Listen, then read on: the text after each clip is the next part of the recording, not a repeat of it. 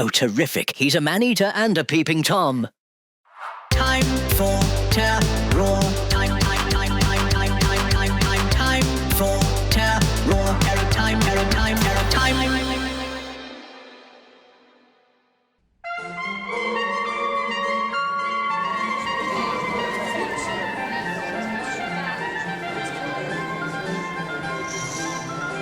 Greetings, scary scholars. An absolute delight to see you. I am the Professor, and I welcome you to the historic Betsy Palmer Auditorium and Time for Terror. Every episode we shall assemble here in the University Theatre and study a classic piece of fear-based cinema. Along the way, I'll provide commentary-based witticisms that will range in quality from satisfactorily clever to catastrophically dreadful. I am often referred to as the Lex Luthor of lackluster laughery.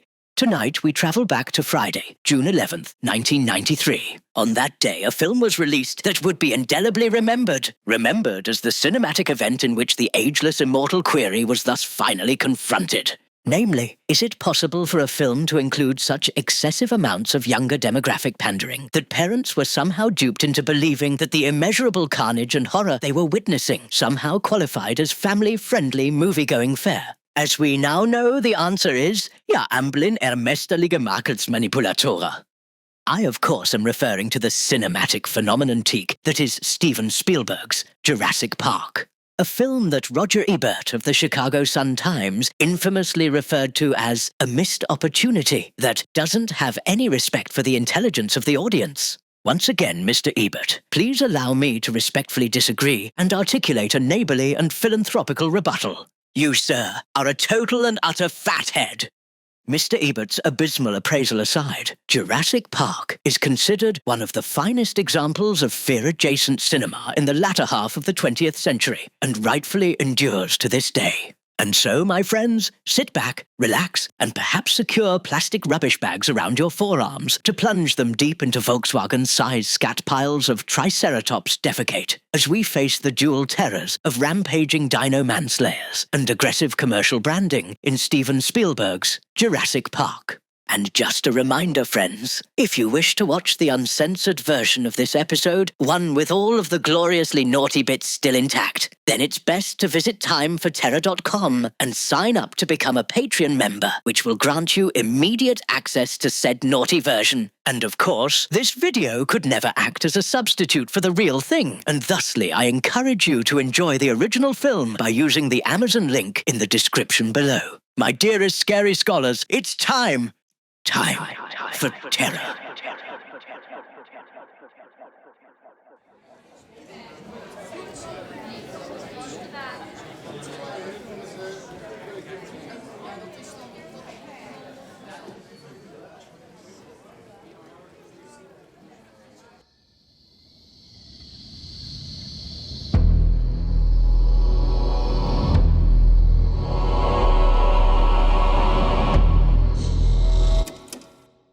Fun fact, there's a seniors-only driving academy in Aspen, Colorado with this same name.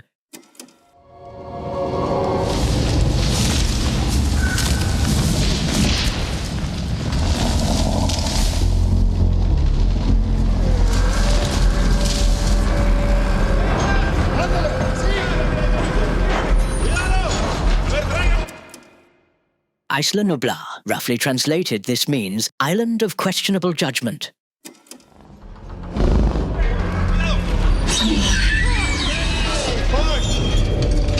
Step away!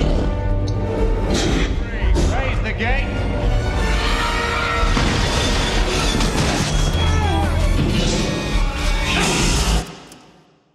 Well, that's certainly one way to get dragged into work.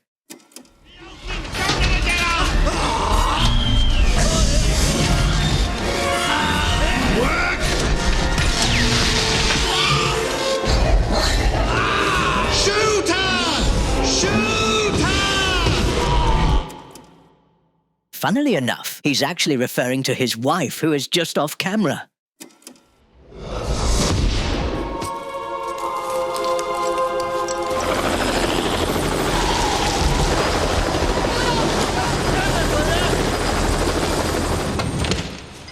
What the hell do you think you're doing in here? Hey, we were saving that!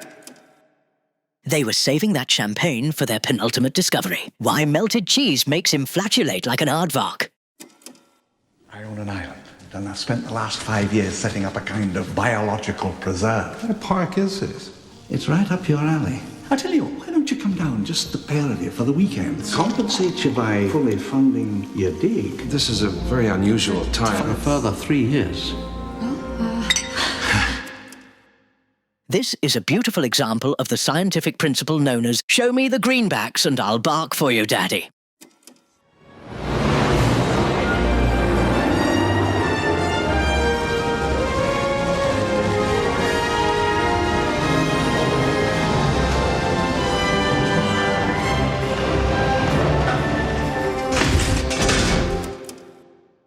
This fence wasn't built to keep the dinosaurs in. It was built to keep George Lucas out.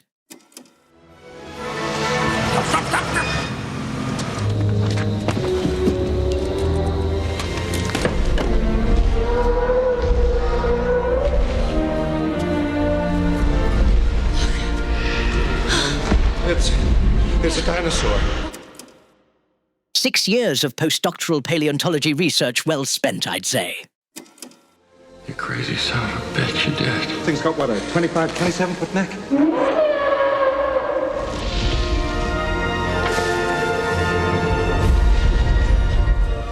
Welcome to Jurassic Park. How'd you do this? I'll show you. Call me prudish, but the phrase, I'll show you, should never be whispered aloud like that.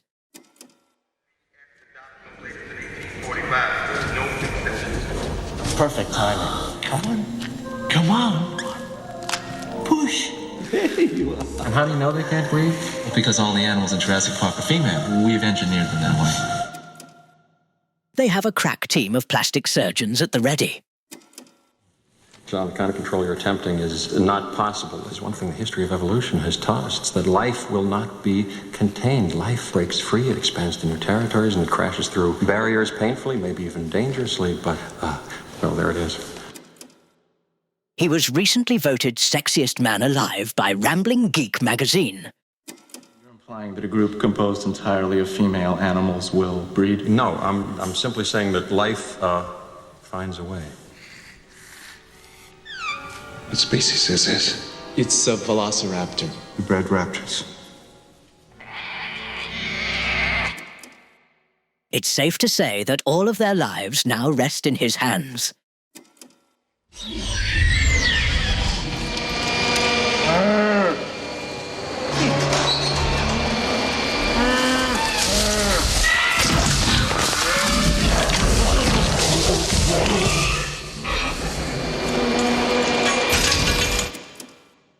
Where's the beef?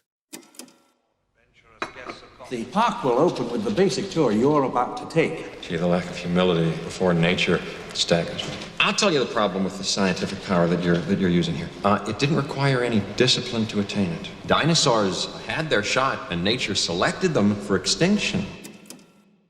Just as it did for hair metal bands back in the year 1991. Come away, not too close to the cars. Stop the tour program. Hold on to your butts. We're gonna hit that? Welcome to Jurassic Park. What do they got in there, King Kong? Unfortunately, King Kong wasn't available, so instead they have his xenophobic half-brother, Randy.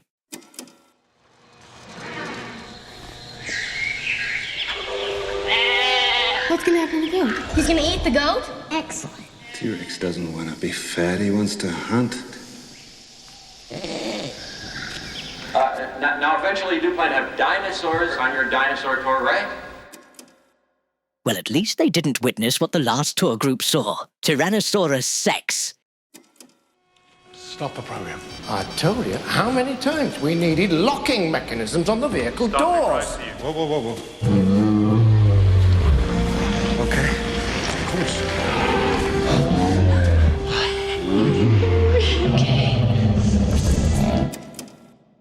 She's a proud graduate of the Zit-Popping College of Veterinary Medicine. It's okay. I'll be damned. Is this West Indian lilac? I'd have to see the dinosaurs dropping. Dropping? That storm center hasn't dissipated or changed course. We're going to have to cut the tour short, I'm afraid. That is one big pile of Fun fact, he said the same thing upon finishing the script for Jurassic World Dominion.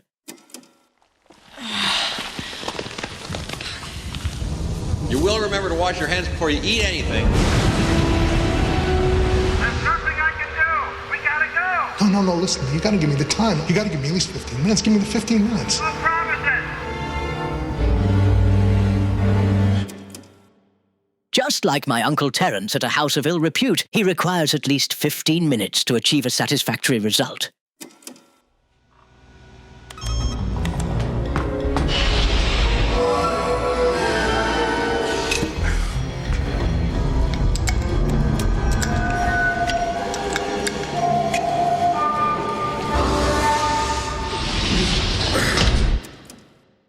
Unfortunately for Dennis, he only succeeded in stealing the dinosaurs' urine samples. What now? Senses are failing all over the park.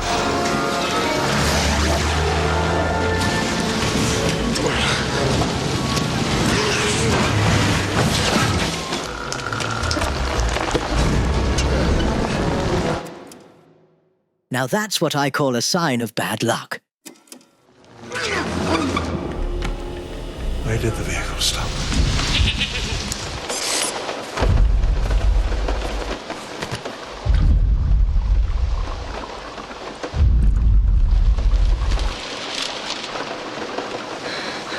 Where's the goat?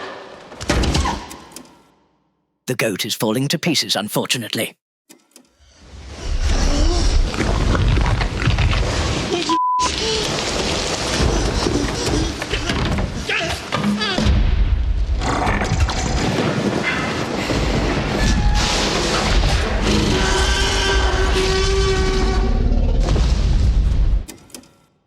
That resembles my ex-wife storming out of Burger King after they insisted she stop physically abusing her Whopper. Keep absolutely still. Turn the light off.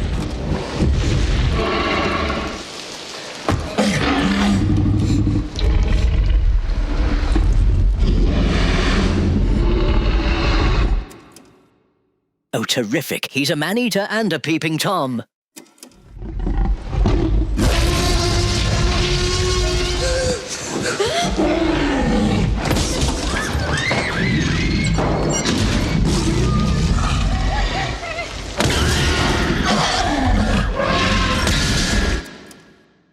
I do recommend the optional sunroof, as it will really bring you closer to nature.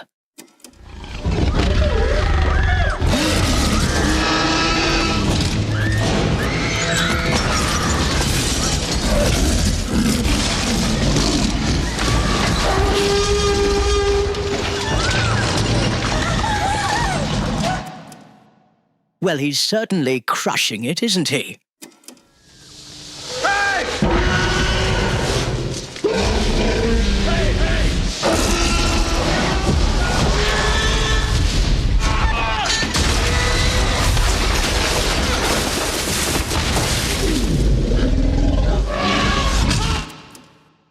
Please don't eat him. He hasn't wiped yet.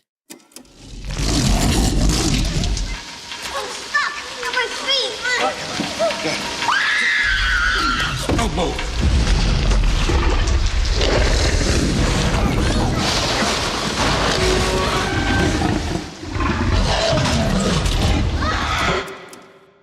It's safe to say he's rethinking his ambition to become a wildlife photographer.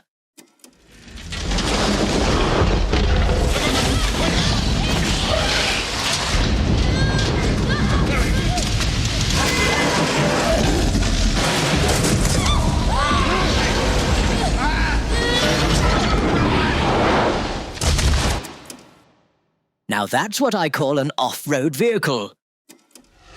I wonder if perhaps you would be good enough to take a gas jeep and bring back my grandchildren.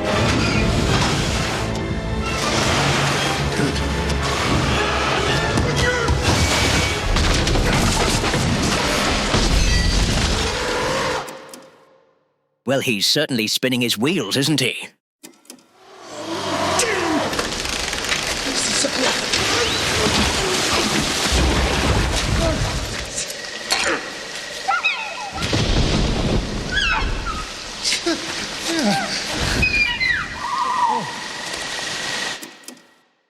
This particular species of dinosaur is known as the no concept of my personal Spaceosaurus.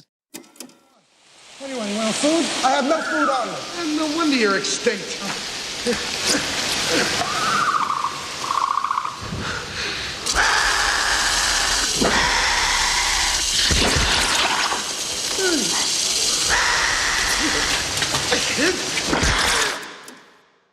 Now we know why the dinosaurs went extinct. They were chain smokers.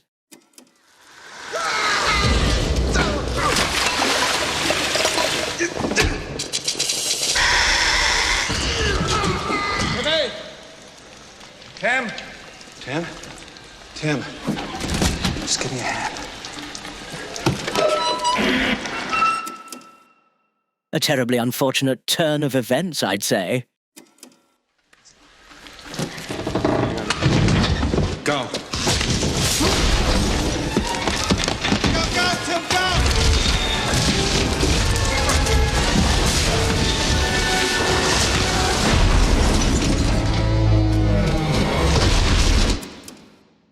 Another strong reminder to never compromise on vehicle headroom. I think this was Gennaro. I think this was too. Ian? Remind me to thank John for a lovely weekend. Can we chance moving him? Please chance it. Please chance it. That T-Rex has no appreciation for my sarcastic eccentricities. Come on, we gotta get out of here. Must go faster. Look out!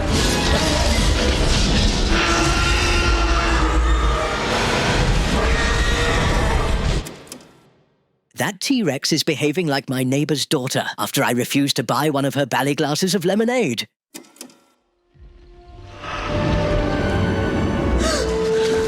It's okay. Right, come on.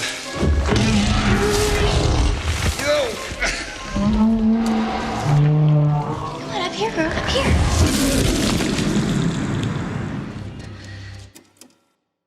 Well, that's certainly snot to be sneezed at.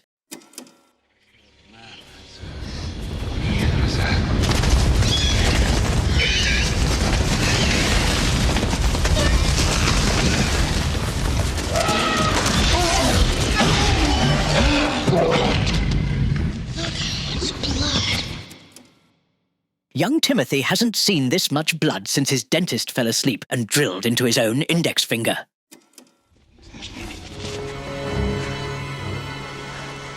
I can see the shed from here. We're being hunted. Oh, God. Run. Now!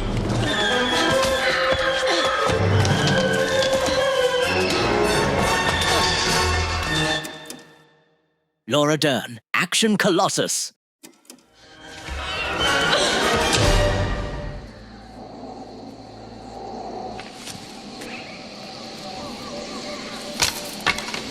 I guess it means the power's off.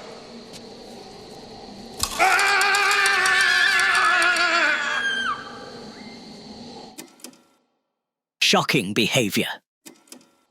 That's not funny. Is this high voltage?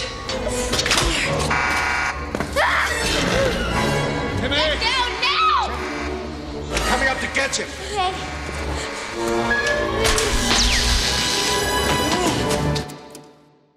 And the third baseman makes an electrifying catch. Mr. Hammond, I think we're back in business.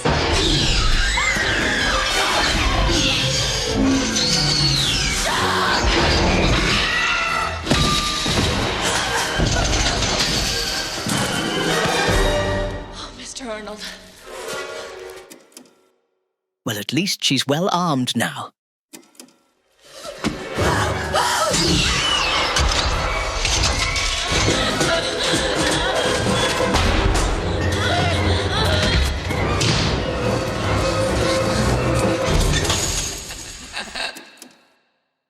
safe to say this is not what she had in mind when pursuing a career in paleobotany. Time for terror, terror time, terror time, terror time. Friends, it is now time for this episode's Terror Interrogation, in which I offer forth a query for you. This episode's interrogation is the following. You are Dr. Ian Malcolm and have miraculously survived your encounter with a rampaging Tyrannosaurus on Isla Nublar. In addition to your fractured leg, you have also suffered a severe spinal compression injury and are airlifted to Hospital Clinica Biblica for emergency treatment. Unfortunately, your US health coverage is not recognized, and upon discharge, you are presented with a bill for over $800,000. This immediately bankrupts you, and you return to the United States a broken man. 16 months later, you are laid up in a long-term spinal rehabilitation facility in Cedar Park, Texas. There, you are visited by a decidedly unwelcome guest. It is John Hammond, founder and CEO of Jurassic Park. Beaming ear to ear, he presents you with a proposition. He wants you to endorse his newest venture, a revolutionary island retreat located approximately 40 miles south of Jurassic Park. Before you can throttle him senseless, he offers to reimburse your Costa Rican medical expenses and provide you with the world's most advanced spinal decompression treatment. You reluctantly agree. 6 hours later, you touch down on a private airstrip on Isla Torrachica. As you hobble towards a gaudily branded 1992 Jeep Wrangler, Hammond begins his sales pitch. He lifts his hat and declares, "Dinosaurs were the past. Medical tourism is the future. What if there was a place where cutting-edge spinal rehabilitation and a world-class amusement park attraction became one and the same?" The Jeep lurches to a halt. In the distance stands a tower of such immense height that passing clouds drift through its upper reaches. Hammond explains that this Goliath is the world's largest spinal decompression device and is designed to drop a mobility-impaired guest from a height of over 4,000 feet. He turns to you and proclaims, "Dr. Malcolm, welcome to Jurassic Park." You attempt an impassioned protest, but are drowned out by the roar of a massive airliner landing nearby. Hammond excitedly rubs his hands together. His first batch of spinal adventurers have arrived. Post-haste, several dozen vans pull up and unload an assorted display of mobility-impaired daredevils. Before you can issue a warning, the first stunt patient, a middle-aged scaffolder from Boise named Reginald, is strapped into the Decompress Express and hoisted skyward by his neck. The assembled crowd of vertebrae vacationers clap in anticipation. Reginald offers an enthusiastic thumbs up before abruptly plummeting from the release platform. 12 seconds later, Reginald reaches a terminal velocity of 121 miles per hour. Suddenly, the magnetic braking system fails to engage. The crowd shrieks in horror as the steel traction cable wrapped around Reginald's neck snaps taut, causing his noggin to be violently jettisoned like a champagne cork. Hammond immediately points at you and exclaims, "It was his idea. He designed it. He hates all of you. He told me himself." The vengeful crowd descends. You dart into the gift pavilion in search of weaponry. You must defend yourself. You first manage to repel a retired forklift operator afflicted with cervical stenosis by using an oversized novelty foam vertebra. Next, you beat back an exotic dancer suffering from chronic postural dysfunction by using a commemorative Jurassic Park cervical neck pillow. Lastly, you stave off a former death metal bassist plagued by disc herniation by utilizing a thermal beverage tumbler declaring, "I rode the Decompress Express." You are eventually overwhelmed, subdued, and then passed to local authorities for arrest. 3 weeks later, you find yourself before a judicial inquiry in San Jose and are ordered to account for Reginald's unceremonious denoodling. However, you are in something of a bind. As a result of an ironclad NDA stating categorically that you must accept legal liability for any crimes Hammond may commit, it is incumbent upon you to provide an invented explanation.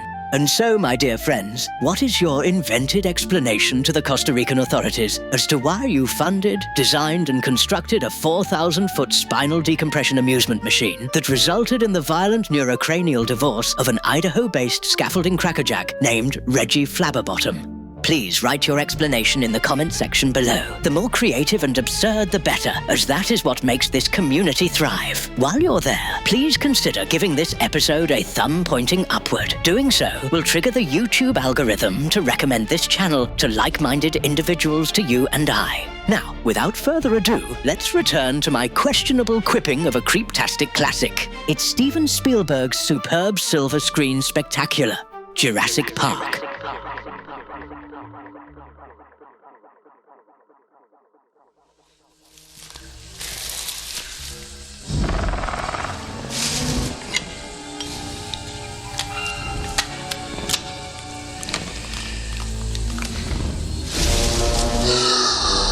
Clever girl.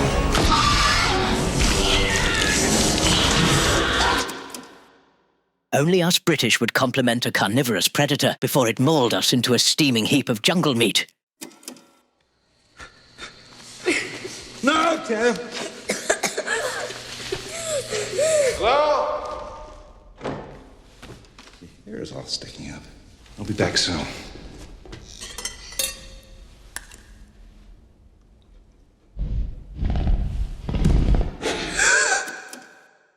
Oh no, it's creepy Uncle Petey and his dreaded shadow puppeting again.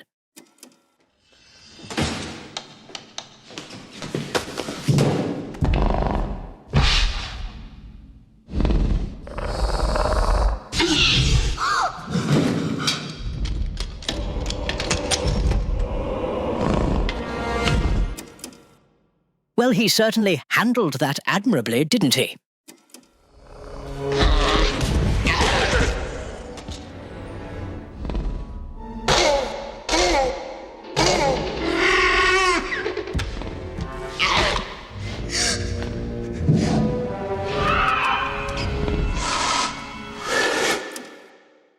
Next week on Kitchen Nightmares, Gordon Ramsay faces an entirely new kind of pest control challenge.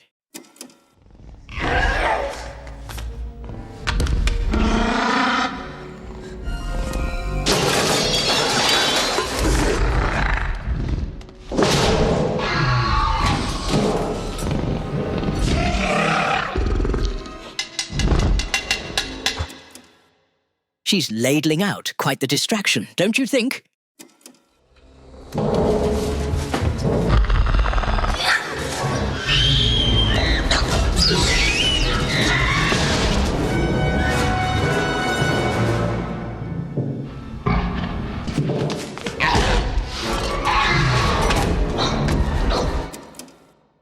Now those are a podiatrist's worst-case scenario.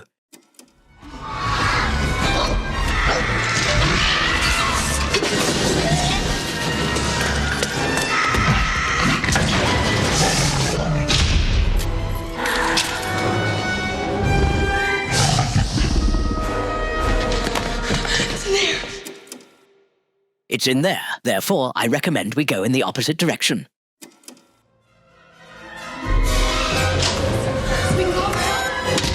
Door locks! Ellie, boot up the door locks!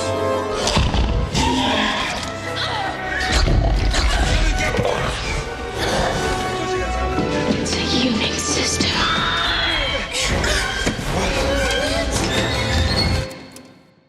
Luckily, in grade 9, she studied Advanced Unix Administration of Industrial Access Control.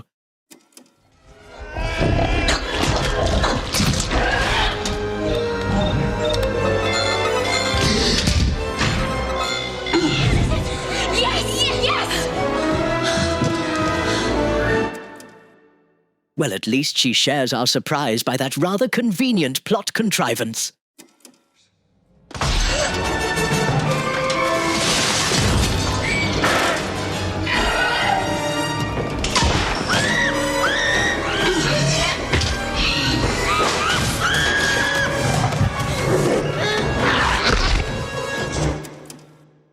Fortunately, that raptor has poor depth perception due to a recent beach volleyball injury.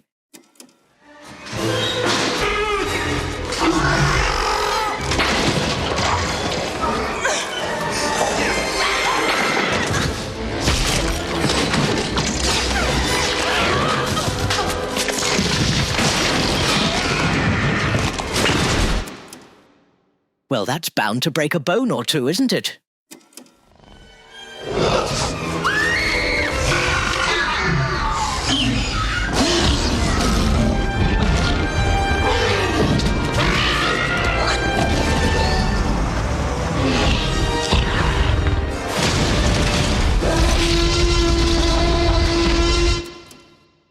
Now that's what I call a banner finale. Time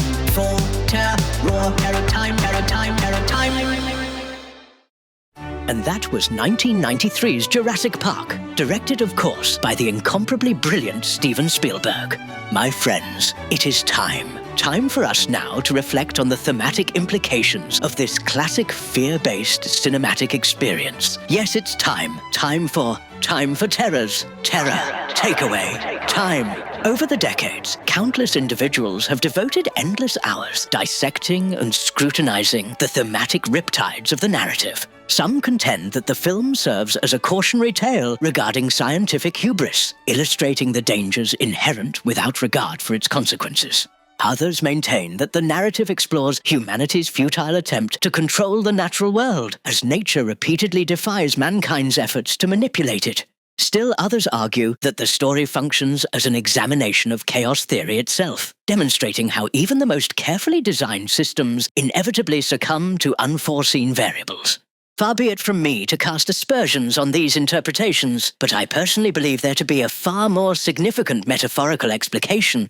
For me, the true thematic message of Jurassic Park centers not upon scientific ambition, mankind's conflict with nature, or the limits of human control, but rather upon the extraordinary truth hidden within the film's most famous line. Life finds a way. When Dr. Malcolm declared that life finds a way, he was, of course, referring to nature's remarkable ability to circumvent mankind's attempts at control. I, however, have always interpreted his declaration through a rather different lens, one which brings into focus the entirety of human history. My friends, for more than 300,000 years, every human being who has ever lived has faced a future shrouded in uncertainty. We have endured famine, plague, and the long winters of an indifferent world. We have repeatedly confronted problems for which we possessed no answers. And yet, life found a way. Ask an anthropologist, and they will speak of mankind's remarkable capacity for adaptation and problem-solving. Yet I have always felt that such explanations address only part of the mystery. For whilst they explain how humanity survived, they tell us precious little about why. Perhaps there exists within our genetic code some as yet undiscovered impulse that quietly compels us forward. Perhaps we possess a tangible spirit or soul that perceives possibilities beyond the reach of conscious thought. Or perhaps there exists a higher intelligence that has been quietly shepherding humanity through history since the dawn of our existence. My friends, we do not yet possess the answers to these questions. However, what we do possess is much more powerful. We possess the entirety of the human experience. Every one of us living today is descended from an unbroken chain of survivors stretching back more than 10,000 generations. They survived not because they had the answers. They survived because they continued long enough to eventually find them. Their capacity to endure is not merely history. It is our inheritance. Friends, when confronted with crisis, you and I often mistake the absence of immediate solutions for evidence of impending doom. But human history has proven time and time again that this belief is false. We survived not through the act of knowing the answers, but through the act of knowing to continue. And it is incumbent on each of us to remind ourselves of this historical truth on those occasions when the night is at its darkest. My friends, within each of us lies more than 3,000 centuries of ancestral resilience. Life did not merely just find a way. It always found a way. And in the face of uncertainty and fear, so shall we. That draws a conclusion to this episode of Time for Terror. I am the Professor. My sincerest appreciation to you, my dear friends. If you would like to browse other episodes of Time for Terror, please click on the thumbnail beside my head now, and that will redirect you to a playlist. My dearest scary scholars, please remember, the next time someone inquires as to what time it is, with a wry smile and a mischievous gaze, stare into the deepest reaches of their essence and reply, "It's time for terror." Good night.